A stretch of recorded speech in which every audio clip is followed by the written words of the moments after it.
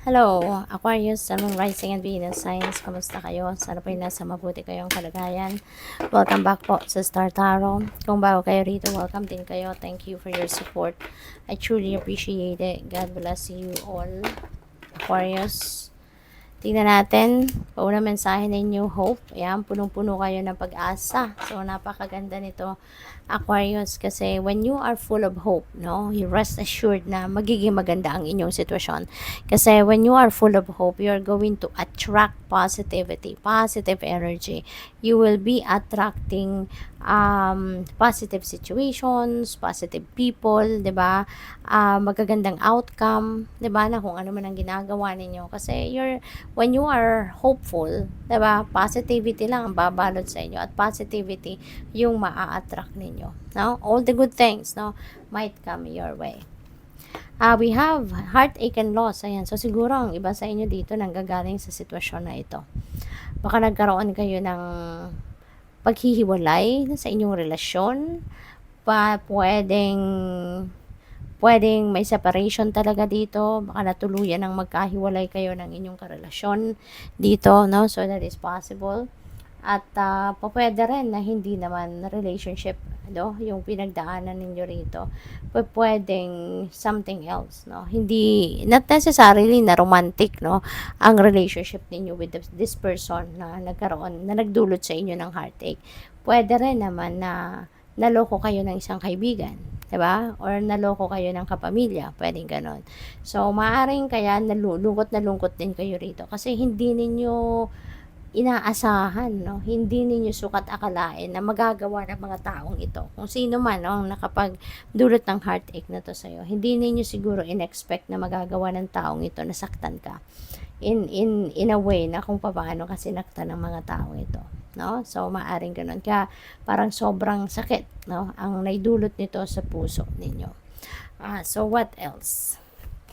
We have material harvest. Wow, so napakaganda. No, pagdating sa pera, pagdating sa trabaho ninyo, here you go. Mamamayagpag na kayo kasi this is you reaping the rewards of your hard work. Makukuha mo na, mai-enjoy mo na yung bunga ng inyong pagsisikap. Mai-enjoy mo na yung bunga ng iyong pagtatrabaho, yung financial reward, no? Ito na makukuha nyo na. Kaya napakaswerte ninyo, napakaganda. What else? We have wisdom. Ayan. So, ano to? Si wisdom. No? Ang iba siguro sa inyo, focused kayo sa pag-aaral.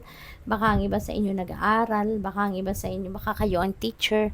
Baka kayo ay isang spiritual guide, spiritual teacher, mentor, mga ganon. No? Siguro along those lines, yung trabaho ninyo.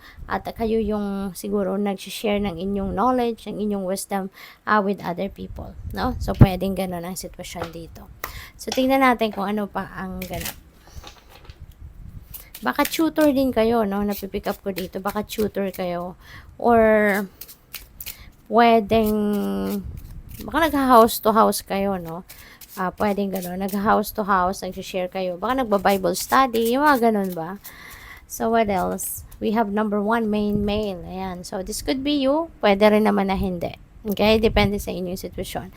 Maaaring kayo ay may mga dealings, may mga pakikipag-usap, may mga transactions kayo na gagawin sa ngayon sa isang lalaki. No? So, pwedeng yan.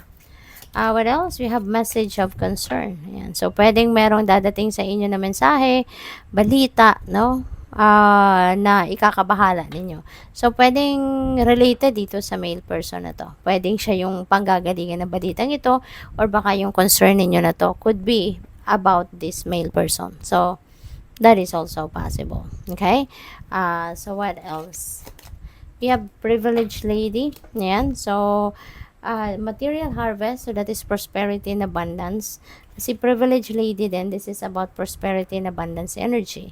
Kaya most likely talaga, no, siswertehin kayo pagdating sa pera sa ngayon. Magiging magaan, no, ang pasok ng pera sa inyo, magiging maswerte kayo pagdating sa inyong kaperahang aspeto. So, napakaganda ng kalagayan ninyo dito pagdating sa pera. Okay? So, what else? We have number 10, journey. May travel, no? May travel na gagawin si Aquarius. At possibly, yung message of concern na to, yun siguro yung ano sa inyo, yun ang panggagalingan ng desisyon ninyo na magbiyahe kayo. Baka kasi, alam mo yun, baka galing yan sa pamilya ninyo. So, kung nasa malayong lugar kayo, so baka kayo'y uuwi. Diba? Kaya kayo'y magta-travel. So, pwedeng ganun. Or, baka meron kayong pupuntahan, no, na i-rescue ninyo, tutulungan ninyo, diba? Sa problema niya. So, maaaring kaya yun ang pupuntahan ninyo. So, possible din na ganyan ang sitwasyon. Okay? Pwede rin na yung journey na to could be relocation. Kasi, tignan mo, ang daming bag na dala, di ba? So, ang daming gamit na dala. Kaya, pwedeng magre-relocate kayo, pwedeng magtatrabaho kayo abroad, pwedeng ganon, baka magmamigrate na ang iba sa inyo abroad, yung ganon, no? What else? We have change. Ayan. So, definitely, may change of place of residence dito. So, travel talaga, no? Babiyahe kayo, so, may mga gamit, no? Sa bahay. So, definitely, lipat bahay ito. Maglilipat ng bahay, maglilipat ng opisina, pwedeng ganon, maglilipat ng employer, maglilipat ng trabaho. So, that is very possible dyan sa sitwasyon na yan, no? Kaya, good luck sa'yo. At ingat kayo sa pagbabiyahe. We have trapped in fear. Ayan, so may takot, no, na nararamdaman ng iba sa inyo. So, pwedeng yung takot na to, pwedeng related dito sa pag-travel ninyo. Baka natatakot kayo sa pupuntahan ninyo, natatakot kayo na magbabiyahe kayo, na maaaring mag-isa kayong babiyahe, or baka natatakot kayo sa sitwasyon na maaaring dadat na ninyo. Kasi nga may message of concern. So, baka yun ang ikinakatakot ninyo. Okay? But, huwag kayong matakot. Lalo-lalo na kung kayo ay magbabiyahe mag-isa, lalo-lalo na kung kayo ay may pupuntahan at tutulungan ninyo yung pupuntahan ninyo. So, kailangan positibo ang bit-bit ninyong pakiramdam, no? Be positive. Huwag kayong matakot kasi otherwise wala din naman kayong magagawang mabuti dyan kung matatakot din kayo. 'Di ba? Meron kayong isi-save, meron kayong i-rescue, meron kayong tutulungan. 'Di ba? So, paano ninyo gagawin yon if mismong kayo ay natatakot? 'Di ba?